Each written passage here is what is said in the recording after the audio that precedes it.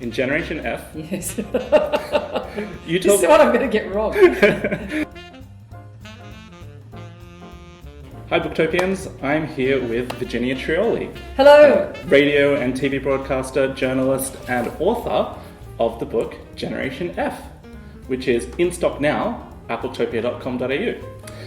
So, Virginia, Yes. you have very gamely said yes to an author challenge. You didn't give me a choice. And the challenge that we have for you today is a trivia challenge. Oh, no. We have 10 general questions from the world of books that we're going to ask you, and we're going to see how much you know, not just about the world of books, but about Generation F as well. What if I get the questions about Generation F wrong? I mean, seriously, I'm a loser.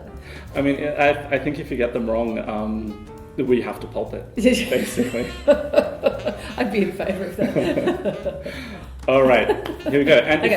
if you're at home, you can play along and see if you can beat Virginia Trioli on Book Trivia. That'd be hard. All right, so let's go. Number 1. In the foreword of Generation F, you talk about a sci-fi movie that is about an indecipherable warning from the future.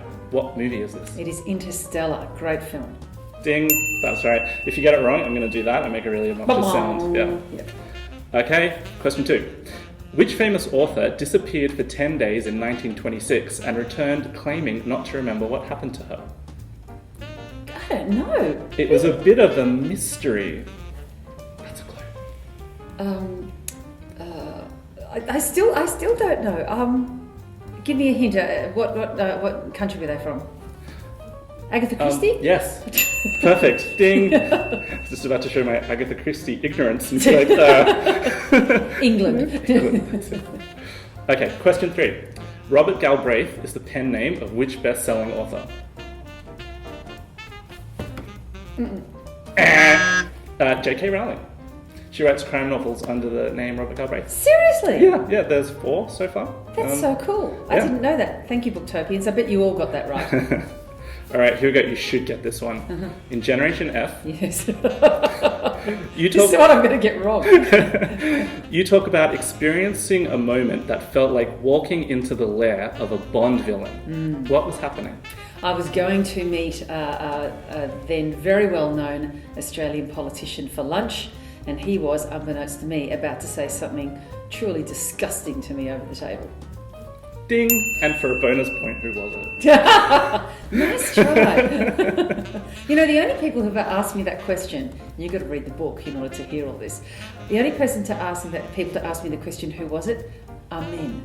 Women don't ask, which is really interesting, which to me means women are kind of like, oh yeah, it could be him, it could be, could be all of them. But the blokes are like, oh, who was it?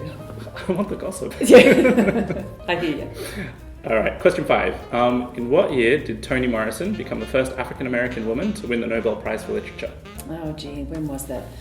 That was a while ago, I think. Wasn't that, I'm going to say sometime in the 90s. Yeah, very good. Do you want me to refine it? Go early or late, what do you reckon? I'm going to go late. 1993.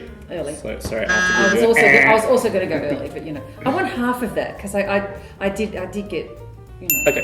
the 90s. Yeah. Yeah, I can do that. All right, number 6. Which author is the most recent winner of the Stella Prize, and for which book did she win it? She won it for The Weekend. No. You take that back. The author of The Weekend won the Stella Prize the year before. The Stella Prize this year was won by. Oh man, I know this. Oh yeah, no. Wait. It's about her family. It's called starts with an R, I think, or something like that. It's based on the geography of the place where she's writing about it, and it's her truly stuffed up family. And the name escapes me, but I know exactly who I'm talking about. I'm going to give you half an E. No, I'm going to give you a full point for that, because even though you didn't get Vicky Laveau Harvey and Yes. the Erratics, you clearly knew what it was. So that counts, right? Well, sort of. But I mean, look, you don't have to give it to me, but what I will say is that it's fabulous. The Erratics is a beautiful book and a really moving book, and I love books that actually come right up against the trickiness of families. And I think that's actually the subject that most interests me. the real complexity of difficult families and difficult mothers and relationships that don't work, and that is of great interest to me. So I love the book. Yeah, and it's incredible as a debut novel, a debut book as well. It's amazing, and at such an older age than normal, for a female writer. Although she'd been apparently writing, but just been putting the manuscripts away in the cupboard, and then submitted this one. Yeah, so if you have a manuscript at home, submit it. Yeah. Okay, question 7. What year was Miles Franklin born? I'll give you a clue. It wasn't the early 90s. Stop it. I'm trying to think when that book was published. So she must have been born in something like, was she born in 1840 or 50, something like that? A bit later. Really, the 1860s? Later. Even later? Yeah. Really? Yeah. When was...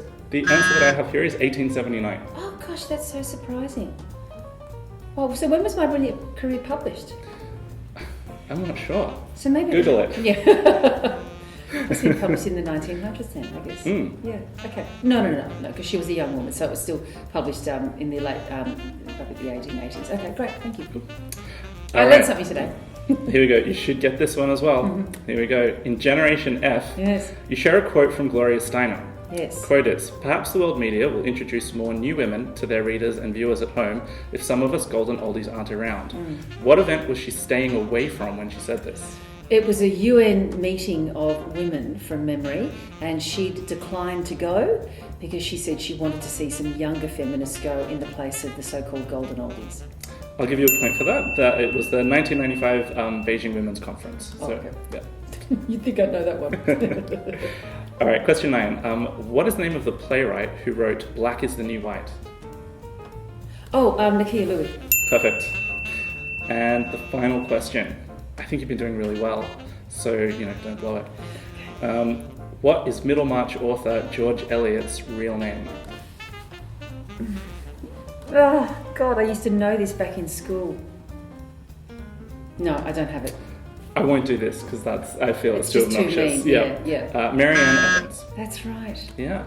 So many of those, and the theme here in this is fabulous, the women who write under male authors' names.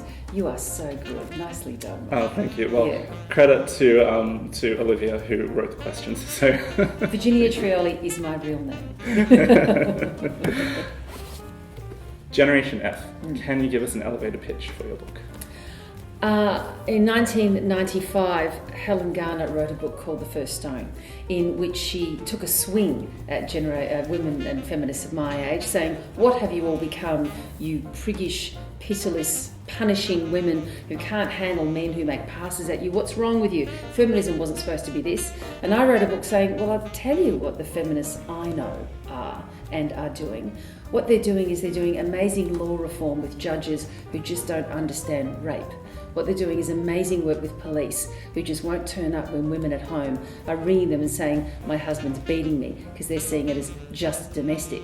They're doing amazing work with young women, trying to get them to deal with sexual harassment in the workplace and to elevate them through the levels. And so I wanted to go out and write a portrait of my generation, of Generation F, and actually reclaim the concept of feminism for a compassionate but also pragmatic and active and humorous generation of women who are just getting it done for other women. And that's the book I wrote.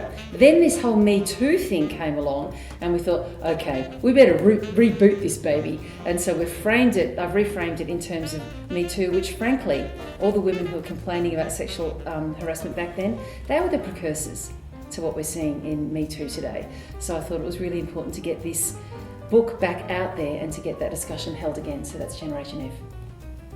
Virginia Trioli, thank you so much for joining us today. Thank you so much for being a good sport with book trivia, and congratulations on Generation F. I tell you what, I want to write another book really, really quickly so I can get back here and do all this fun stuff again. It's great. That's how you can try and beat your score if you write another book and come back. All right, I'll do that. Well done. Thank you so much. And Generation F, you can buy it right now on booktopia.com.au.